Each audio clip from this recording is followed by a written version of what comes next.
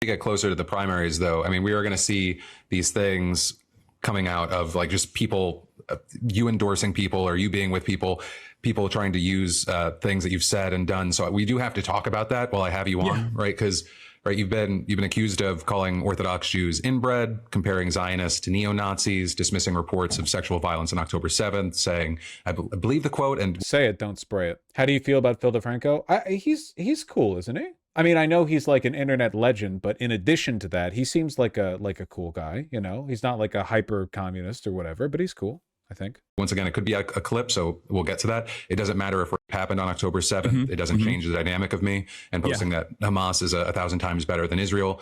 Which of those things would you say you stand by? Which of those things would you say definitely the inbred stuff you regret? And which of those things do you think are being misrepresented? I think the ones that are being misrepresented pretty egregiously are like the it doesn't matter if rapes happened on October 7 or not, because that was actually an argument that I was having fairly early on with a chatter who was denying sexual violence or the likelihood of sexual violence. This is true, by the way. This is an actual clip chimp. The statement that Hasan made is not only factually correct but utterly unobjectionable. It's just the phrasing. It's the clipping of the statement that's meant to make it sound bad when it's not. Happening. I was telling him that this actually doesn't change the dynamic of genocide. Like, this doesn't justify genocide at all. But that one has been misrepresented pretty egregiously. As far as the inbred comments goes, there's like a massive compilation of this out there of me like calling any kind of like ethno-religious, racial supremacist an inbred, because a lot of these ideologies do revolve around genetic purity. But the idea that it's like directed at Orthodox Jews is ridiculous. It was specifically talking about, like, you know, settlers and settlers destroying aid and things of that nature. But I do understand that it can come across as insensitive. But so I will, as I told Politico, I believe, or the New York Times, you know, I'll try to be a little bit more careful with my language there. As far as the differences between Hamas and Israel, I mean, that I do stand by. I don't have an issue when people point to that to say, how could you say such a thing? Because actually, Jews are pretty, but the Orthodox Jews having problems with like insular communities and only breeding within those communities is like a known problem. It's not really like arguable. That is true. Yeah. I mean, and it is true that a lot of those Orthodox Jews do insist on maintaining blood purity, like racial / ethnic / religious purity, which I think is a little creepy and weird. Sorry, it's my liberal streak, but I believe in, like, you know, equal rights and stuff, I guess. I don't know. I guess I'm pro miscegenation. Because my counter always is, okay, well then argue against it. Explain to me why Hamas is a larger danger to the world, or a larger danger to the Palestinians, or a larger danger to Israelis than Israel is, because Israel has committed a genocide. I think that's that it comes across as like a statement that is out there, because it's not one. Third way really miscalculated by trying to, like, third way, like Jake Tapper, all those freaks, really miscalculated by trying to like drive a wedge here, because the unfortunate reality they're going to come across is that the average Democratic voter is going to agree with Hasan's framing on a lot of these issues. Normally, what you're supposed to do if you want to make an example of someone or of an idea is tie them to somebody who's reprehensible, right? Like somebody whose ideas are indefensible. But I mean, in this case, they're going after Hasan for stuff that's like pretty easy to defend. Yeah. You're supposed to go after me, is the thing, not him. Third Way sent Abdul Al-Sayed a questionnaire asking if he can end these statements. Yeah. This is genuinely the most like pathetic debate bro thing that I've ever seen.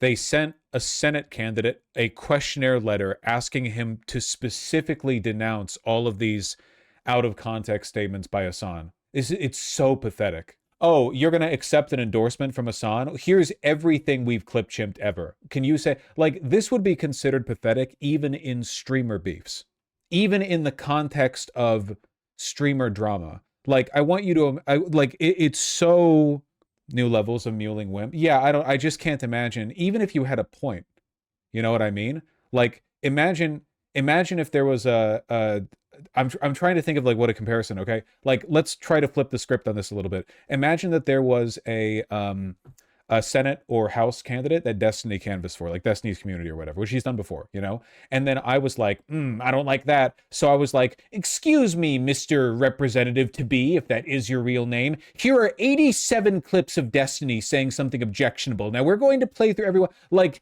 it would come across as fucking deranged. And I'm saying that that's from my perspective, where I like me and don't like Destiny. So like it's just, it's crazy. It's desperate from the third way group, and it's not going to work out the way they want it to. I think they're actually making it more likely Abdul wins, but maybe he won't. You know, I don't know. It's possible that he doesn't. I think they're increasing his odds. You owe it to Michigan voters to answer these questions above and put real distance between yourself and Hasan Piker's hateful views. We hope you do the right thing. They're terrified of him, man. Terrified. They tried this with Mamdani too. Well, the crazy thing is, they tried a lighter version of it with Mamdani. Like, it didn't work with Mamdani. And in that case, it was mostly just the 9/11 thing. So Third Way saw this unsuccessful tactic, and they were like, you know what we should do? Fucking quadruple down on it. Let's do it, but more annoying. Let's actually make this a more defining feature of our anti-Abdul al-Sayed candidacy or campaign than Cuomo did in his run against Mamdani. They were proud of this. The Third Way campaign, they posted this. It got 22 likes and 36 comments on Twitter. But we have to take Third Way seriously because they're backed by a bunch of Zionist billionaires. No one likes them, no one cares, no one voted for them, not a single human alive gives a shit about them, but we have to take them seriously because billionaires give them money. What do they mean when they say reject the pledge? To what are you referring? Oh, you mean this one right here?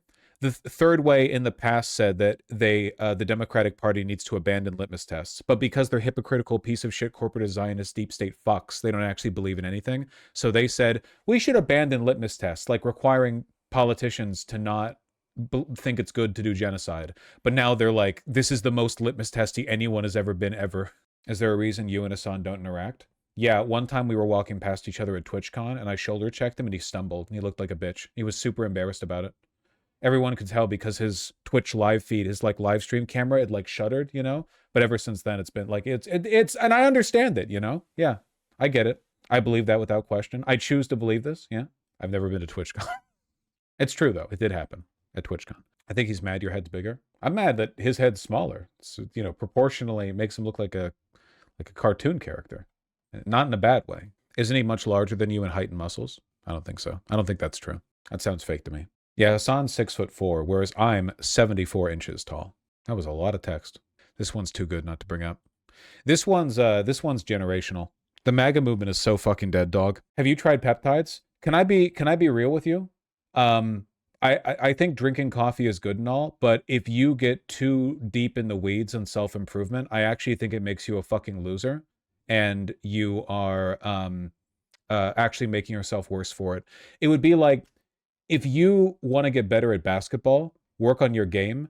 Don't work on buying better shoes. Better shoes might help, but the problem is your game, not the shoes. If you're having a problem in your day-to-day life and it's like, oh, I don't have enough fucking peptides, no, that's not your problem, okay? And your insistence in trying to find a way to biohack your way into being more functional is genuinely pathetic. I get it, you know, eat right, exercise, whatever, that's all fine. But like, buying illegal amino acids from China that are not legal for sale in the United States so that you can chase a trend of like maybe being able to manage your ADHD better. It's crazy. Pathetic, really. Anyway, more importantly. Don't send any money for daycare because the United States can't take care of daycare. That has to be up to a state. We can't take care of daycare. We're a big country. We have 50 states. We have all these other people. We're fighting wars. We can't take care of daycare. You got to let a state take care of daycare, and they should pay for it, too. They should pay. They have to raise their taxes, but they should pay for it. And we could lower our taxes a little bit to them to make up for, but it's not possible for us to take care of daycare. Medicaid, Medicare, all these individual things. They can do it on a state basis. You can't do it on a federal. We have to take care of one thing, military protection. We have to guard the country. But all these little things, all these little scams. I love it. I love it so goddamn much. Medicaid, Medicare, we have no money for that. We have to spend our money on war. Lefties have been saying this for a long time. Again, you know, with Trump pointing out that evangelical Christians like Israel more than Jews do. I appreciate him being so straightforward and forthcoming about it, you know? Gotta have priorities out there. No, I appreciate him acknowledging it. The Dow was down 0.7% during the last hour already. It's fucking funny. Scams that have taken place. You have to let states take care of them, Russell, and you have to do it. The federal government's becoming irrelevant much faster than I thought. Yeah, it's pretty crazy. We really are going to break apart into a bunch of like disharmonious fucking city-states pretty soon, it feels like. The federal government over the course of the past 80 years has shifted from a mountain-moving machine made animus, human thought and will turned into progress, highways and roads, medical marvels and machinery, and it's turned into like a dickless tax avoidant fucking like wealth transfer scheme to the wealthy. The federal government does nothing now except begrudgingly meet its obligations, deficit spend, and transfer more money to the wealthy, and that's it. It's like it's the only thing they're interested in doing. It's not like state governments are doing anything, you know? It's not like the average state government has the ability. You can't do it. At a state level, you can't really do it, you know? As a state, you just don't have the authority that the national government has. Greater Cascadia? I don't think so. State is in a worst of both worlds between city and fed? Yeah, maybe. You think we're ever making it out of this? Yeah, of course we will. One day we'll die. What do you mean? Do Republicans want America to balkanize? Serious question.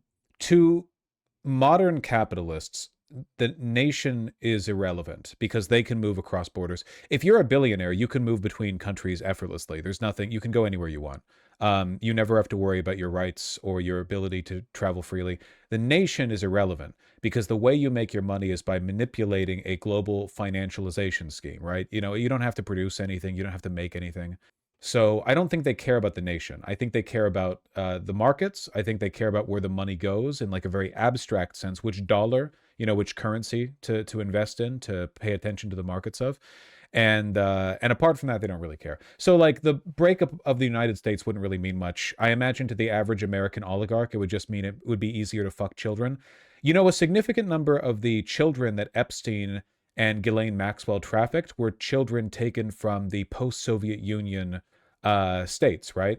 Russia, you know, Poland, Ukraine, because when the Soviet Union broke apart, a lot of people went missing in the middle. You know, there was a period of tumultuous upheaval where a lot of people just went missing. A lot of them were abducted or bribed, you know, whatever. You know, here's $1,000 for like a job in America, and the job is getting f***ed by Trump as a 12-year-old. But if America fell apart in the same way, they'd just get to do that more, right? And then they wouldn't have to, you know, go to a different country. They could just do it from here. It sounds grim, but like, yeah, this is how the world works for them. If you want to know how they think of the world, think of Russian oligarchs, think of Saudi Emiratis, think of the UAE, think of Qatar, think of countries where the leadership is impossibly wealthy but has no cultural connection to its people. Like the democracy is either non-existent or a pale facade, right? It's representational but not effective. Think of those countries. Hungary, yeah, to the leadership in these countries, their territory is just an open field of like, you know, wealth and potential rape, and that's all they really care about. Pedophilia is being normalized here, don't worry about it. Normalizing pedophilia has been the unambiguous cultural goal of the right for decades. Like, it's not even arguable. From the top to the bottom, normalizing pedophilia and rape by just flat out ignoring the concept of consent, like they don't know or care about it at all, has been a right-wing project. Absolutely, 100%. Is bad thing bad? Bad things might be bad, in my opinion. If we did balkanize, the red states would immediately go to shit. Yes.